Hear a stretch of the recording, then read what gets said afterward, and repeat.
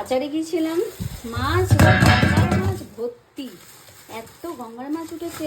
আজকে অনেক রকমের মাছ নিয়ে নিলাম, অনেক রকম বলতে কি 3 রকমের মাছ নিয়েছি। তো গঙ্গার মাছ পাওয়া যাচ্ছিল না মধ্যেখানে, তো এই সময়টা গঙ্গার মাছ তো খুব ওঠে, তো আমাদের ফেভারিট মাছগুলো নিয়েছি আজকে। এই যে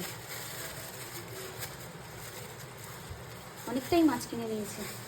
পার্শে মাছ নিয়েছি, পার্শে মাছ, আর পার্শে মাছটা অল্প করে নিয়েছি, কারণ পার্শে মাছে তো অল্প হলেও কাঁটা আছে, খেতে পারবে না। তো সেই জন্য পার্শে মাছ নিয়েছি। নিয়ে মাছটা পরে চপ করা হবে, নিয়ে মাছের চপ খেতে না সবাই খুব ভালোবাসে, কিন্তু গ্যাস হয় প্রচণ্ড, তাও ভালো লাগে মুখরোচক হিসেবে, সন্ধ্যাবেলা খেতে বেশ ভালোই লাগে। আর নিয়েছি আয়লা মাছ, এই মাছটা খেতে না অসাধারণ লাগে। তোমাদের কার কার ভালো লাগে অবশ্যই কমেন্ট করে জানিও, আমার কিন্তু বেশ ভালো লাগে। সর্ষে বাটা দিয়ে ঝাল, মানে মাছটার এটা দেখেছো কত সুন্দর, এই যে। তো মাছটা খুব টেস্ট হবে মনে হচ্ছে। যাই হোক, অনেকদিন পরে গঙ্গার মাছ পেলাম, মনটা খুশি হয়ে গেল। গঙ্গার মাছ খেতে আমার তো ভীষণ ভালো লাগে। পুকুরের মাছ না আঁশটে গন্ধ লাগে, তবুও খাই, কারণ খাওয়াটা যেহেতু উপকার। আর উপকার এখন সবই তো মানে ওই ভেজালি। যাই হোক, এটাও তো খাওয়া উপকার নয়, তাও খাই, মুখে ভালো লাগে তাই।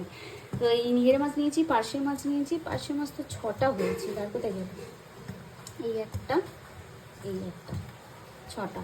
গিনে মাছ 1 কেজি নিয়েছি, আর এটা হয়েছে 1 কেজি। এটা আয়লা মাছ বলি আমরা, তোমরা কি মাছ বলো আমি জানি না, অবশ্যই কমেন্ট করো।